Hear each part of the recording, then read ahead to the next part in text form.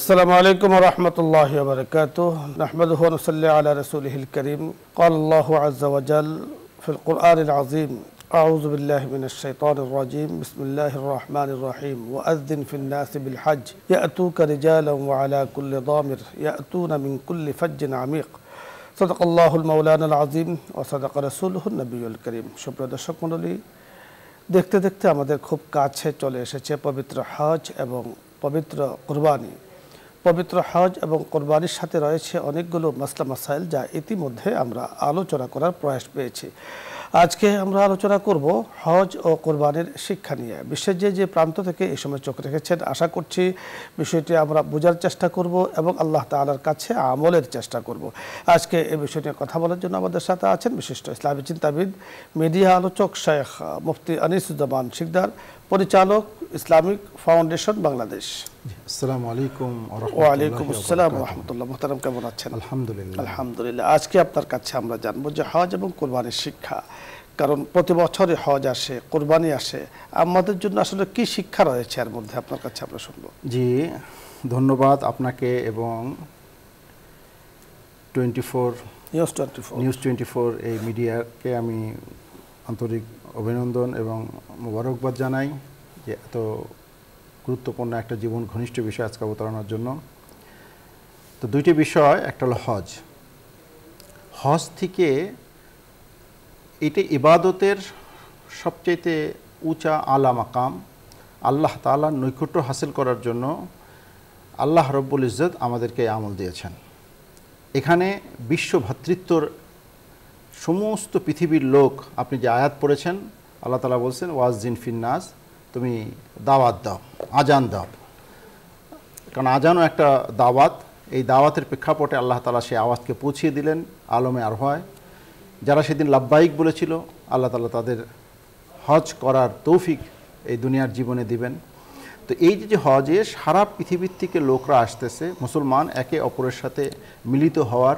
মুসলমানের মধ্যে একে অপরের সাথে উলফত মহব্বত ভালোবাসা তৈরি হওয়ার বিভিন্ন জাতির মুসলমানদের একত্রিত হওয়ার এক হওয়ার ওয়াতাসিমু বিহাবলিল্লাহি জামিআন ওয়া লা তাফাররাকু আল্লাহ তাআলা বলেছেন যে একত্রিত হওয়া এক বন্ধনে আসা আল্লাহর রজ্জুকে একত্রিত ধরার এটা একটা বিশাল বড় একটা বাস্তব ক্ষেত্র দ্বিতীয় যে হজ থেকে আমরা শিক্ষা পাই যে আল্লাহ তাআলা দেখেন আয়াতের মধ্যে বলছে আল্লাহ হজের ফরজিয়াত সম্পর্কিত যে আয়াত সেখানে আল্লাহ বলেছেন ওয়ালিল্লাহি আলান নাস হিজ্জুল বাইত প্রথমেই বলছে যে এই আমলটা করতে গেলে একমাত্র আল্লাহর সন্তুষ্টির জন্য করতে হবে সুতরাং আল্লাহর সন্তুষ্টি অর্থাৎ খুলুসিয়াত শিক্ষা করার একটা বিশাল বড় মাধ্যম আল্লাহ তাআলা এই আমলকে দিয়েছেন এই হজ দিয়েছেন হজের মাধ্যমে সবচেয়ে বড় যে শিক্ষা আমাদের দেখেন সেখানে ইসলামের জন্য কুরবানি করার এখানে দুই ইবাদত একত্রিত হয়েছে ইবাদতে বদনী ইবাদতে মালি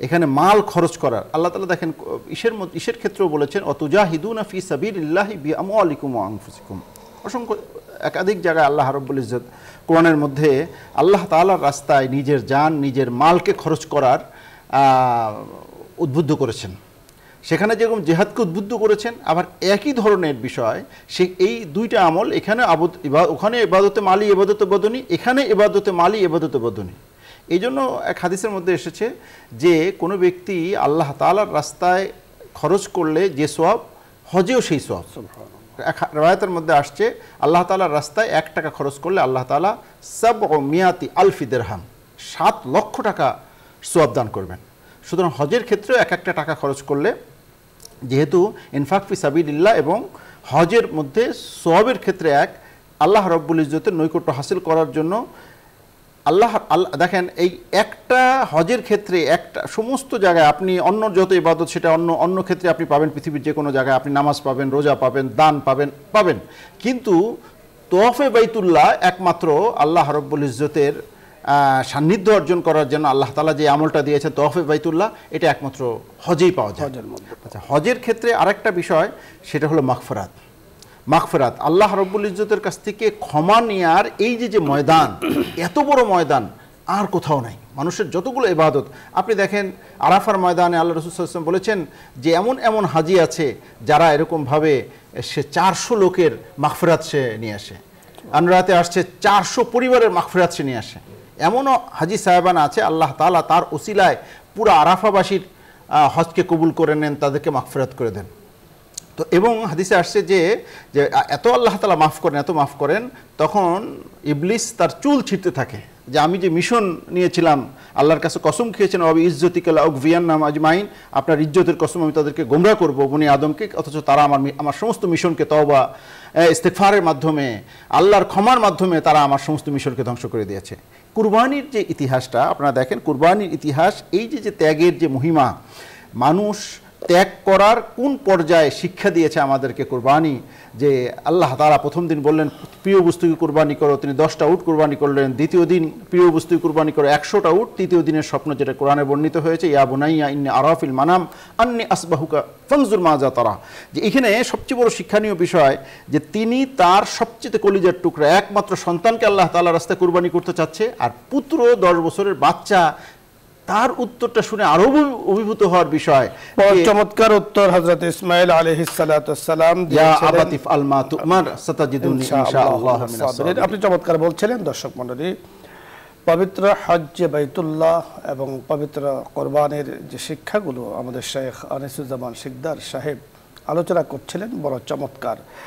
আমরা হজ এবং কোরবানি থেকে যে শিক্ষা পাই, এক নম্বর হলো ইসলামী ঐক্যের শিক্ষা হজ এবং কোরবানি থেকে আমরা পেয়ে থাকি। আমরা দেখেছি পবিত্র হজ আরাফার ময়দানে সারা বিশ্বের সাদা কালো ধনী গরিব সকলেই একই সাথে একই ছাদের নিচে সেখানে বসবাস করছেন, এক তাওহীদের বাণী উচ্চারণ করছেন, লব্বাইক আল্লাহুম্মা লব্বাইক বারবার জবানে সকলের কণ্ঠে, সম্মিলিত কণ্ঠে উচ্চারণ করছেন।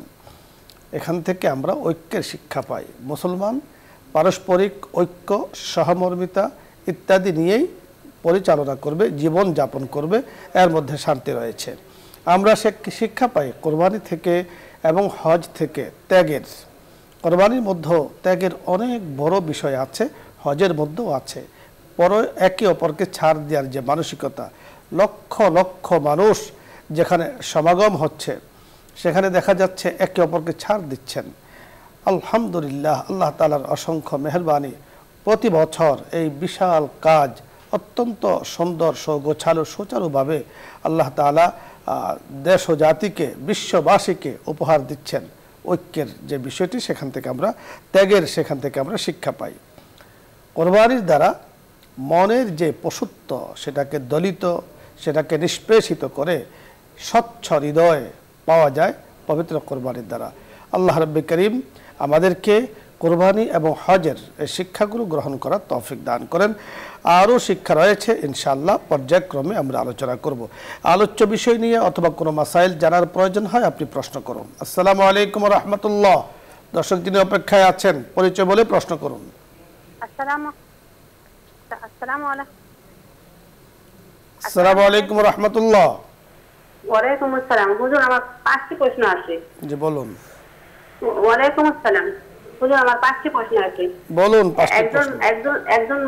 একজন মানুষের 2টা খাসি ছিল বাসায়, কিন্তু একটি কোরবানি মানে 1 বছর পূর্ণ হয়েছে কিনা জানি না, বা বয়সও হয়নি, কিন্তু ওইটা নিয়াত করেছে যে এটা আমি কোরবানি দিব, মানে নিয়াত করেছে, সেটা 1 বছর পূর্ণ হয়েছে কিনা তা জানা নাই। অবশ্য আবার দাঁত ভাঙেনি। আর আরেকটা আছে খাসি, ওইটা 1 বছর পূর্ণ হয়েছে, দাঁত ভাঙছে। এখন কোনটা দিবে হুজুর? যেটা নিয়াত করেছে সেটা দিবে, না যেটা দাঁত ভাঙছে দ্বিতীয় প্রশ্ন বলুন।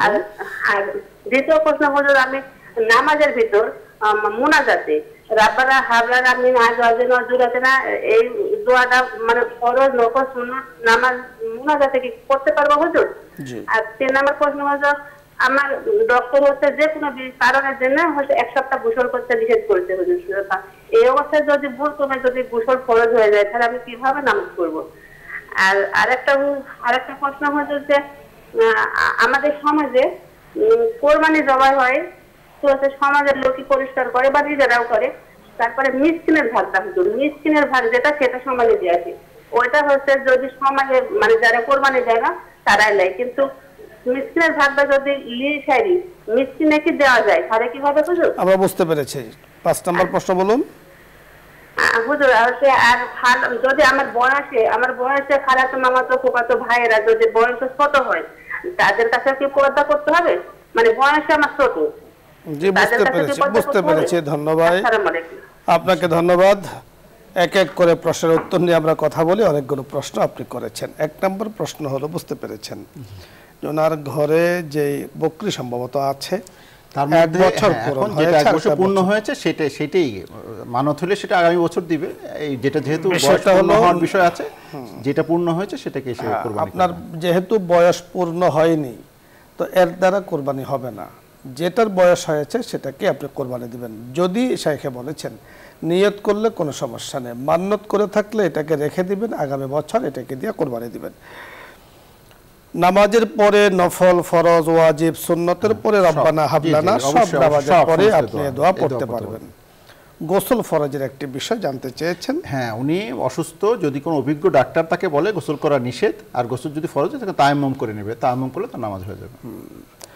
আরেকটি প্রশ্ন আপনি করেছেন যে মিসকিনের অংশ কোরবানির মধ্যে, মিসকিনের যে অংশ, সে অংশ মিসকিনকে তো দিলে মিসকিনে খেতে পারবে, আর মিসকিনের অংশটাকে যারা কোরবানির দাতা তারা খেলে তো কোনো সমস্যা নেই। হ্যাঁ, তাদের যদি এত প্রয়োজন হয় যে তারাই মিসকিন, এরকম হাদিস তো এর মধ্যে কোনো সমস্যা নেই, খেতে পারবে।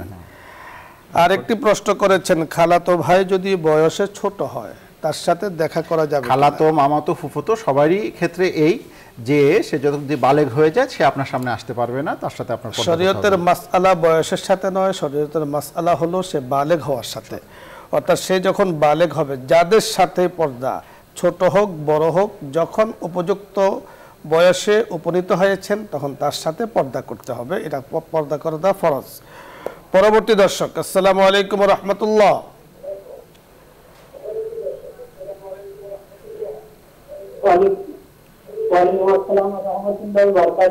টিভির ভলিউম কমিয়ে আপনি কথা বলুন। জি, আমি বলছি কোরবানি দিলে হয়তো আমার সঙ্গে ভালো পরিচয় আছে, তারা বলে যে আমার জন্য একটু রেখে দিবেন, কিন্তু ওই দিন হঠাৎ করে আপনার বাইরে করে অনেক মিষ্টির আছে, তখন তাদের জন্য ফ্রিজে রেখে দিয়ে যে ওদেরকে বলবো দেওয়া হয়ে গেছে, এটা আমার পাপ হবে কিনা? বুঝতে পেরেছেন কিছুটা? সাউন্ডটা বোঝা যাচ্ছিল। আসসালামু আলাইকুম ওয়া রাহমাতুল্লাহ। কোরবানির সাথে সম্পৃক্ত মাসআলা আপনি জানতে চেয়েছেন, কিন্তু আমরা খুব একটা আসলে বুঝতে পারিনি, মানে আওয়াজটা হচ্ছিল, আওয়াজটা কেটে কেটে আসছিল। পরের প্রশ্ন। জি, আসসালামু আলাইকুম। দর্শক শুনতে পেয়েছেন? প্রশ্ন করুন। আসসালামু আলাইকুম। ওয়া আলাইকুম আসসালাম। হুজুর, আমার একটা প্রশ্ন। বলুন। আমার স্বামী আমার বাপ মায়ের বুড়া করে আমার বাবার বাড়িতে যেতে দিতে চায় না। এখন আমার বাপ মা অসুস্থ, তাকে দেখার মতো কেউ নাই তাদের।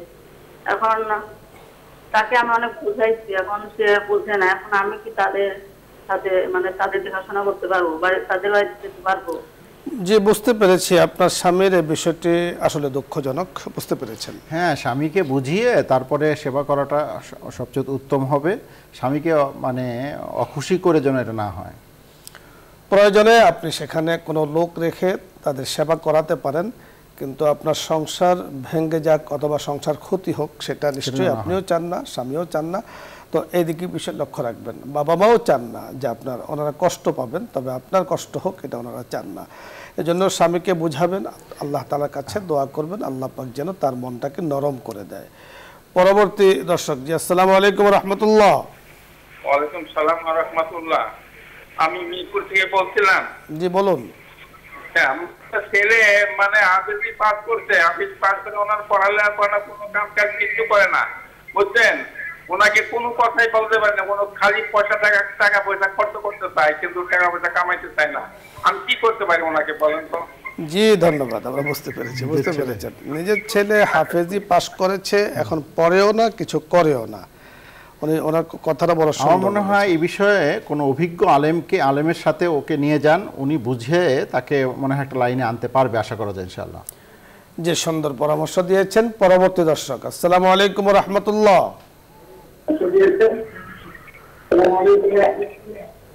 আসসালামু আলাইকুম।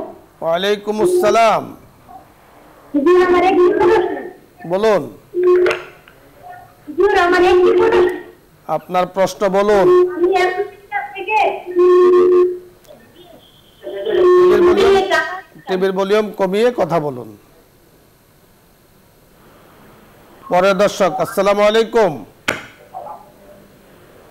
আসসালামু আলাইকুম। ওয়ালাইকুম আসসালাম ওয়া রাহমাতুল্লাহ। আমার দুটি প্রশ্ন আছে। বলুন। আমার প্রশ্ন হচ্ছে যে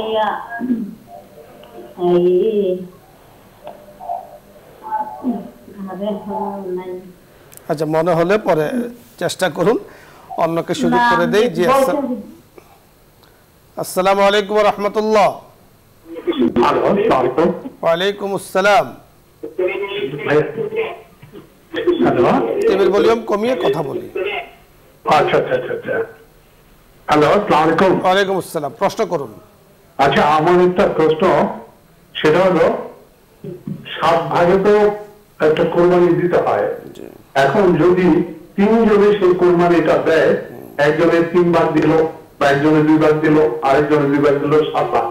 এখন কোরবানির মাংসটা কিভাবে বন্টন হবে?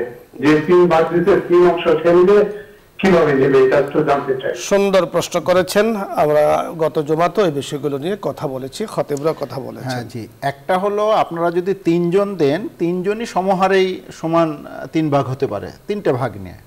আবার 7 ভাগ যদি হয়, সেই ক্ষেত্রে যে 2 ভাগ, সে 2 ভাগের অংশ পাবে। কেউ 3 ভাগ নিল, আর তাহলে 3 ভাগ আর 2 ভাগ থাকলো, আর একজন 2 ভাগ নিয়ে নিল, অথবা 2 জন ওনারা ভাগ করেছেন। মহতারাম, ধন্যবাদ। যার যত ভাগ তিনি তত ভাগের গোশত নেবেন। যার 3 ভাগ তিনি 3 ভাগ নেবেন, যার 2 ভাগ তিনি 2 ভাগ নেবেন, যার 1 ভাগ তিনি 1 ভাগ নেবেন। তো যেহেতু 7 ভাগে 2 জনের 2 শরিক করে 4 শরিক, আর আরেকজনের 3 শরিক, অর্থাৎ যেই হারে টাকা দিয়েছেন ওই হারে মাংস বন্টন করবেন। এখানে এরকম নয় যে সমহারে বন্টন করবেন। ধন্যবাদ মোহতারাম আপনাকে, দর্শক মণ্ডলী আপনাদের সকলকে ধন্যবাদ জানিয়ে আজকের এই সুন্দর আয়োজন থেকে আমরা বিদায় নিচ্ছি। আল্লাহ চাহে তো আগামী দিন দেখা হবে, আশাবাদ ব্যক্ত করছি। আসসালামু আলাইকুম ওয়া রাহমাতুল্লাহি ওয়া বারাকাতুহু। দোয়া হবে, দরুদ ইস্তেগফার পাঠ করি। আল্লাহুম্মা সাল্লি আলা সাইয়্যিদিনা মুহাম্মদ কামা সাল্লাইতা আলা ইব্রাহিম ওয়া আলা আলি ইব্রাহিম। দোয়া করে দেন। আল্লাহুম্মা আমিন। ربنا ظلمنا أنفسنا وإن لم تغفر لنا وترحمنا لنكونن من الخاسرين رب ارحمهما كما ربياني صغيرا رب ارحمهما كما ربياني صغيرا اللهم إنا على ذكرك وشكرك وحسن عبادتك اللهم إنا نسألك العفو والعافية ونعوذ بك من النار اللهم إنا نسألك رضاك والجنة জান্নাতুল ফিরদৌস ইয়া রাব্বাল আলামিন। মাওলাই করিম, আমাদের অনুষ্ঠানকে আপনি কবুল করে নেন। মাওলাই করিম, এই অনুষ্ঠানের সাথে যারা সম্পৃক্ত সকলকে আপনি কবুল ও মঞ্জুর করে নেন। আপনার খাঁটি গোলাম, আপনার নবীর খাঁটি উম্মত হওয়ার তৌফিক দান করেন। বিশেষ করে বসুন্ধরা গ্রুপের চেয়ারম্যান মহোদয়, ডাইরেক্টর মহোদয়, অন্যান্য কর্মকর্তা কর্মচারী সকলকে আপনি আপনার দ্বীনের জন্য ভরপুর কবুল ফরমান। মাওলাই করিম, পরওয়ারদিগারে আলম, আমাদেরকে সমস্ত প্রকার আফাত থেকে, সমস্ত প্রকার বিপদ আপদ থেকে হেফাজত করেন। আমাদের থেকে আসমানি বালা আসমানি উঠিয়ে নেন, জমিনি বালা জমিনের মধ্যে ডাবিয়ে দেন, হাওয়াই বালা হাওয়ার সাথে মিটাই দেন। মাওলাই করিম, আমাদের এই ছোট দেশ বাংলাদেশকে রহমত এবং বরকতের দ্বারা পরিপূর্ণ করে দেন। মাওলাই করিম, আমাদের সকলের মধ্যে উলফত, মহব্বত, ভালোবাসা তৈরি করে দেন। একে অপরের সাথে আমরা যেন সৌহার্দ্যপূর্ণ আচরণ করতে পারি, সেই তৌফিক আমাদেরকে দান করেন। বিশেষ করে কুরবানির যে ত্যাগ, এই ত্যাগের শিক্ষা, ত্যাগের মহিমায় মহিমান্বিত হওয়ার তৌফিক আমাদেরকে দান করেন। রব্বানা ফাগফির লানা যুনুবানা ওয়া কাফির আন্না সাইয়্যাতিনা ওয়া তাওয়াফানা মাল আবরার রব্বানা তাকাব্বাল মিন্না ইন্নাকা আনতাস সামিউল আলিম ওয়া তুব আলাইনা ইন্নাকা আনতাত তাওয়াবুর রহিম। আমিন আমিন বিরহমাতিকা ইয়া আরহামার রাহিমিন।